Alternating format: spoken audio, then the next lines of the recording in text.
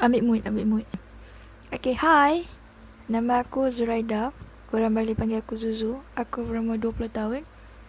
Okay, itu je intro aku. Aku nak terus kepada topik. Oh, garang tak?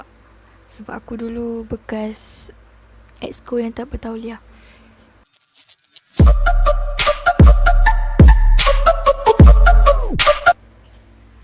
We back on the topic. Sorry lah sebab tadi dia macam terdelay nak cerita sebab tak ada mood lagi, tak pernah lagi bercakap depan kamera. Jadi it took attention. I don't know. Jadi guys, okay, seperti yang korang semua tak tahu lagi, aku pernah tinggal di asrama.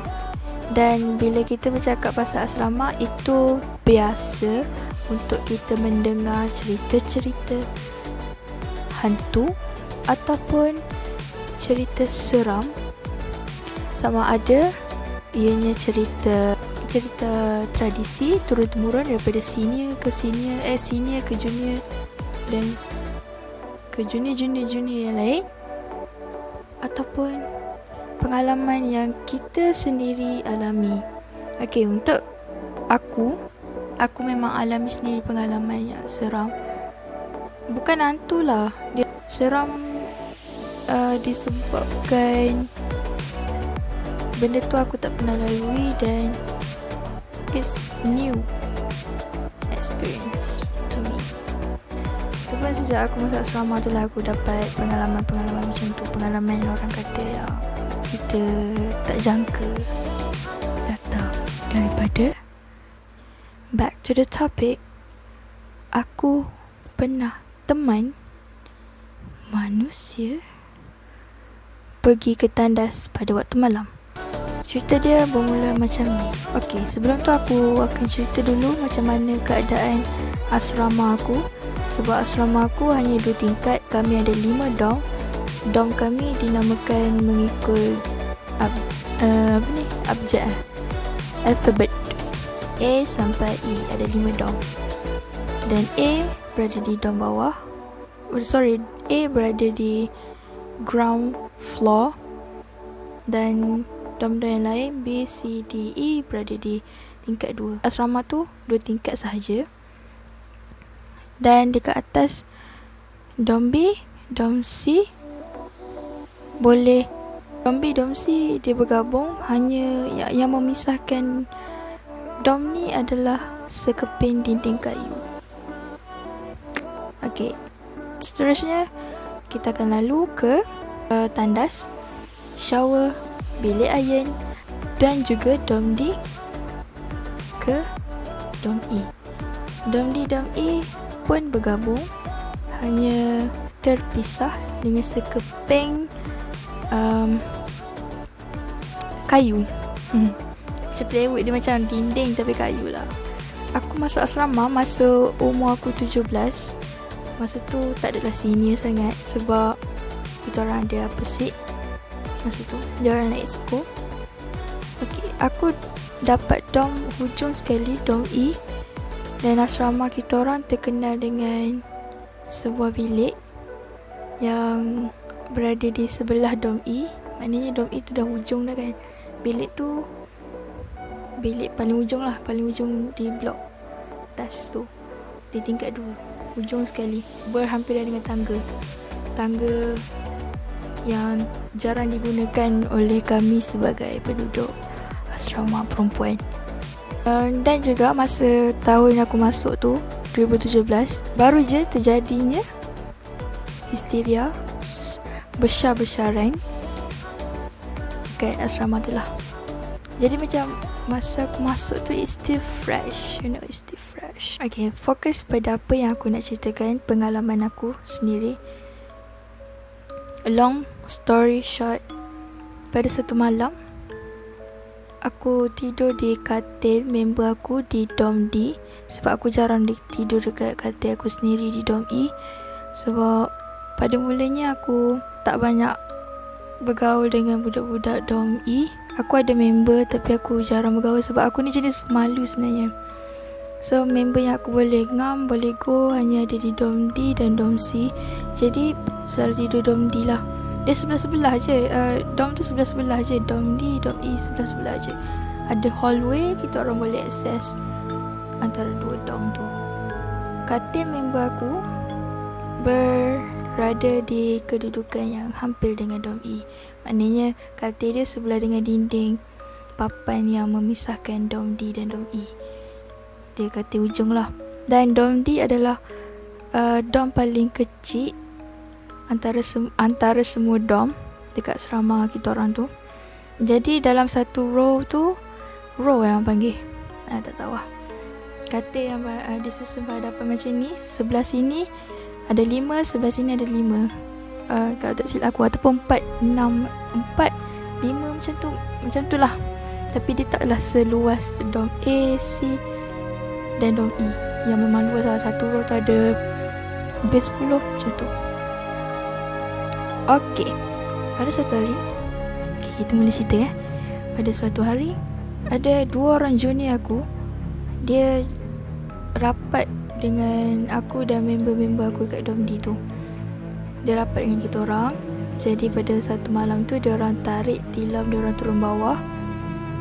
Maknanya dia orang tidak terlantai sebab member aku punya katil tu, antara katil dia dengan katil sebelah sana member kita orang juga, ada 2 locker yang ke kayu.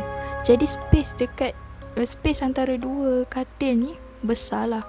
Jadi kalau nak tidur bawah tu memang selesa. Bawa turun tilam, tidur kat bawah memang super comfy. Oh, dekat situ pula ada kipas. Jadinya memang tempat dia tu jadi part yang paling terbaik lah kalau nak lepak kan, malam-malam ke kalau nak lepak bila-bila masa pun memang best lah. Tempat dia boy lah macam gini.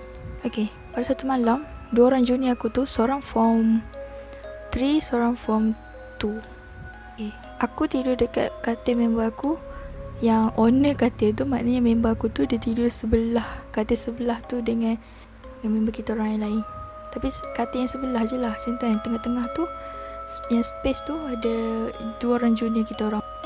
Dan aku borak dengan junior aku yang form 2 tu. Borak. Yang lain semua dah tidur time tu. Tibalah masanya untuk dia tidur. Sebab dia jenis yang dia suka borak banyak-banyak sebelum tidur kan. So dia jadi macam mengantuk. It helps her to sleep. Aku pula yang tak boleh tidur. 2 dom ni, Dom D dengan Dom E, KD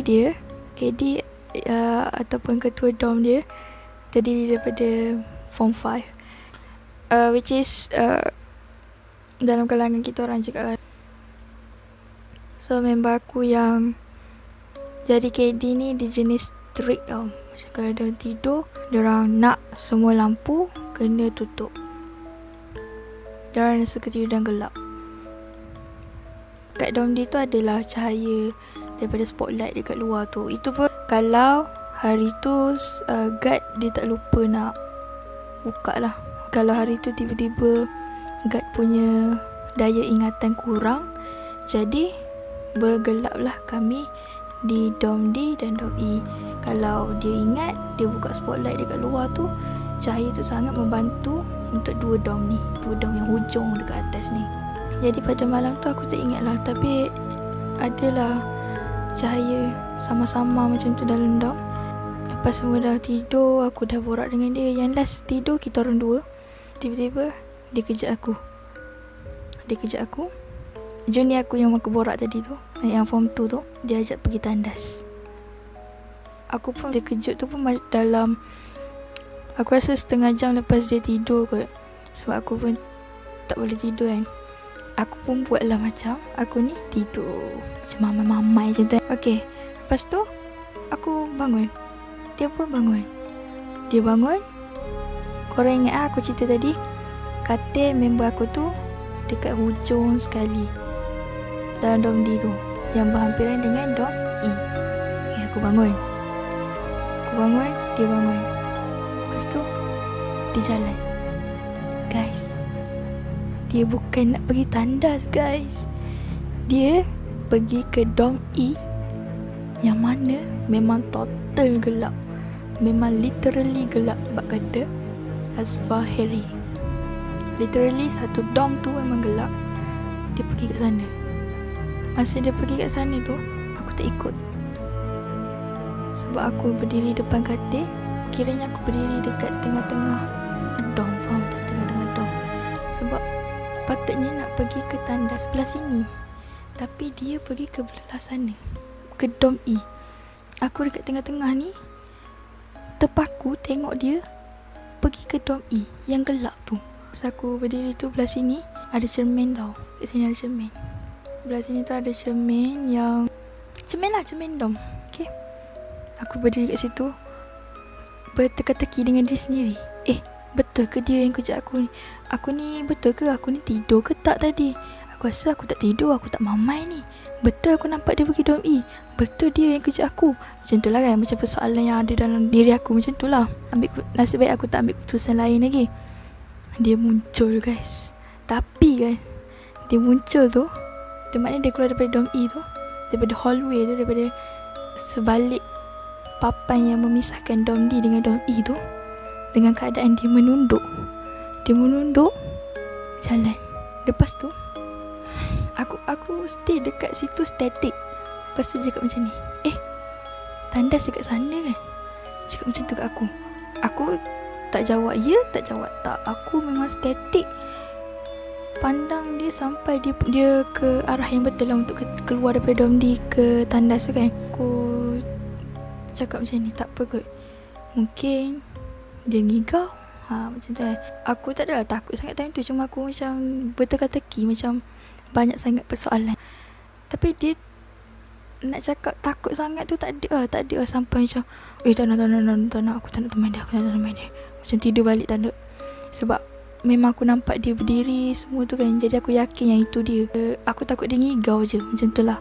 So by hook or by crook, tiba aku kena ikut dia. Sebab dia memang macam mana pun jasad dia berjalan. Faham tak? Macam. Tapi aku follow belakang dia. Okay, dia cakap nak pergi tandas tadi kan. Dia memang pergi tandas. Lepas tu korang ingat aku cerita kat korang tadi, dekat atas, floor atas ada Dom B, Dom C, tengah-tengah tu tandas, shower, bilik iron, baru Dom D dengan Dom E. Okay, keluar daripada Dom D akan lalu bilik iron, seterusnya lalu shower dan lalu tandas. Pada tahun 2017 guys, facilities asrama aku dia tak berapa elok, tak berapa okey. Macam maknanya air tu dia ada timing. Macam kita memang dah tahu sangat dah timing air tu. Kalau tengah malam memang tak ada air dekat tandas kan. Dia akan ada air dekat shower. Dan dekat shower tu ada satu shower yang multi purpose lah kan. Takkanlah aku nak detail pula kan. Macam kalau nak pergi tandas bawah jauh, dekat dengan Dom A tu dekat bawah tu jauh, jadi kita akan guna shower. Kalau betul itu dia guys, dia tak masuk shower, aku follow je belakang. Dia masuk tandas. Tandas yang kalau kau masuk tandas tu, kau boleh baring atas lantai. Sebab apa? Air tak ada, lantai kering. Okay, tapi aku macam ni nak cakap, aku masih lagi berteka-teki dengan diri sendiri. Jadi aku tak tercakap dengan dia. Lepas tu aku biar je lah dia masuk tandas. Aku tunggu dia dekat depan tandas punya entrance tu, main entrance, bukan depan pintu tandas yang dia masuk tu. Tiba-tiba masa aku tengah tunggu tu, ada seekor kucing lalu, warna hitam. Dia tegur aku. Dia kucing tu lalu betul-betul depan aku. Dia berhenti sekejap. Dia macam teling kepala dia, miau. Dia cakap macam tu kan. Aku tak faham lah, sebab aku tak pernah ambil kelas bahasa kucing. Dan aku pun tak reply apa yang dia miaukan tu, sebab memang tak faham bahasa kucing. Lepas si kucing tu belah, tak tahulah kan, yang penting hilang daripada pandangan. Boom. Boom guys. Kau tahu bunyi apa? Bunyi pintu tandas yang dihempas kuat nak mampus. Kuat sangat-sangat guys. Korang memang can imagine. Kau tahu tak yang bunyi kuat dia tu macam ada orang gaduh dalam tandas kan. Lepas tu dia boom macam tu. Bunyi dia macam tu. Aku tak tahulah kalau dia marah tak ada air ke apa ke. Tapi itulah yang terjadi. Aku dekat depan pintu ni aku punya kepercayaan yang itu bukan dia memang dah 60%. So aku dah ready dekat depan pintu tandas tu. Kalau dia tiba-tiba menjelma dengan benda yang lain ataupun dia buat bunyi lain daripada bunyi manusia, memang aku akan berlari. Biarlah bergegar pun koridor tu. Aku nak semua bangun. Aku nak semua orang tahu yang aku dalam derita. So aku tunggu, aku sabar. Ni aku punya level kepercayaan yang itu bukan dia dah 60% ya guys. Tapi aku masih lagi bertahan. Sebab macam yang aku cakap, aku nampak yang jasad dia bangun semua tu. Kalau apa-apa jadi pun jasad dia tetap dia. Yang dalam badan dia tu apa, bukan dia tu. Faham tak apa yang aku nak cakap? Okay, aku seorang senior yang bertanggungjawab. Lepas tu Dia keluar dengan keadaan dia menunduk. All the things yang happen masa aku teman dia pergi tandas tu, dia jalan dengan keadaan menunduk guys. Dia keluar daripada pintu tandas tu, dia tunduk, jalan slow. Masa balik daripada tandas tu, lalulah shower, bil iron, baru masuk domdi tu. Kita orang jalan seiringan, kau tahu. Jalan seiringan tapi tak bercakap. Aku pun tak tanya apa-apa. Walaupun dalam hati, dalam otak aku ni fikir, dia buat apa je dalam tandas tu. Bunyi air semua tak ada. Yang aku dengar bunyi pintu tandas kena hempas kuat-kuat. Macam tu je. Lepas tu masuk ke domdi, aku tutup pintu. Dia pergi dulu. Dia pergi dekat katil ujung tempat dia tidur tadi tu untuk tidur lah kan. Aku kunci door dan aku pergi ke katil member aku tadi aku nak tidur. Guys, another surprise is masa aku sampai dekat katil member aku tu, aku pandang dia guys. Tempat dia tidur seolah-olah dia tak bangun langsung daripada tidur dia. Okay guys, macam aku cerita kat kau tadi, macam aku cerita kat korang tadi, dom dia adalah dom paling kecil. Jadi jarak antara pintu dom dengan katil member aku yang kat hujung tu tak jauh pun. Tak logik langsung kalau dia boleh tidur secepat itu. Kau faham tak apa aku nak cakap? Kalau ikut logik guys, kalau itu memang manusia, dia akan cakap terima kasih at least. Walaupun dia bad mood ke masa bangun tu, macam kencing nasib mengacau dia tidur ke apa kan, dia akan cakap terima kasih ke, ataupun dia akan betul-betul ke selimut, betul-betul ke bantal. Ini masa aku sampai dekat tempat yang dia tidur tu, katil member aku tu lah, dia langsung tak berkutik guys. Itu bahasa novel. Langsung tak berkutik. Dia style dia tidur memang sejuk mata memandang. Sebab dia tidur jenis yang sopan, macam tak banyak movement macam tu kan. Start dari situ, level aku terus up ke 100%. Tapi aku calm. Dan aku takkan aku nak gelabah pula kan. Aku punya konsep ni macam ni. Tak apa, asalkan tak menjelma dan tak kacau dengan bunyi yang lain. Tapi aku tak relax kat malam tadi pula. Malam tu walaupun nak nangis kan, sebab teman benda tu kencing, aku buat relax je. Aku baca lah apa yang patut. Esoknya ataupun aku rasa esoknya aku balik sekolah relax, lepas makan semua tu kan, ada dia. Aku tanya, malam tadi ada kejut pergi tandas lah. Lepas tu guys, dia punya respon memang blur nak mampus lah. Ada ke? Cakap macam tu. Aku cakap takkanlah lupa kan. Ajak kita pergi tandas sama tadi pukul 2 lebih kot. Lepas tu dia cakap, sumpah tak kejut langsung. kalau kejut mestilah orang ingat. Lepas aku terus cakap, aku tahu. Macam tu lah. Dia bukan dia. Itu bukan dia. Okay. So aku cerita. Start daripada tu aku dah dapat confirmation macam tu. Aku cerita kat diorang, Iman tadi sebenarnya aku teman ni dengan keadaan menunduk. Aku teman dia ke tandas. Dia masuk tandas yang tak ada air, hempas pintu kuat-kuat. Ada kucing. Masa dia pergi sebelum pergi tandas dia pergi dom mengigau apa lagi macam tu. Kalau aku tahu dia mengigau, aku lempang dia. Tak adalah, gurau je. So start dari situ. Benda tu jadi awal tahun tau. Benda tu jadi awal tahun dekat aku.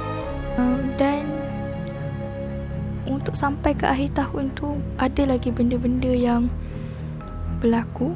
Yang ada satu cerita dia paling epic, nanti aku ceritakan dekat next video kot, ataupun nantilah. Yang tu paling epic, paling astagfirullah bagi akulah. I will share with you guys lots more experiences dekat sini. Sorry kalau video ni tak seram dan klise, ataupun korang mesti ingat dia mengigau, tapi it's okay sebab korang tak lalui, aku yang lalui. So aku percaya dekat diri aku yang itu bukan dia. Korang okay ke kalau teman orang yang jalan menunduk sahaja? Lepas tu mungkin korang tak faham sangat sebab situasi tandas tu. Sebab korang bukan pelajar dekat sana, tapi tak apa, it's okay. Just imagine it. Cerita ni 2017 aku bawa ke 2018, 2019, cerita kepada junior-junior baru sebab aku nak juga dia orang merasa dapat cerita tradisi daripada senior.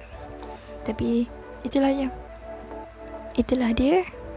Nanti korang boleh subscribe kot kan, sebab nanti aku akan buat video yang banyak lagi kot. So, walaupun record pakai phone, pakai mic kena pegang macam ni sebab kalau buat macam ni dia tak dengar sangat, sound quality dia not okay. So sian dekat korang kena apa dia macam tu. Terima kasih for watching. See you in the next video. Don't forget to stay hydrated, stay safe, and stay clean. Keep your social distancing.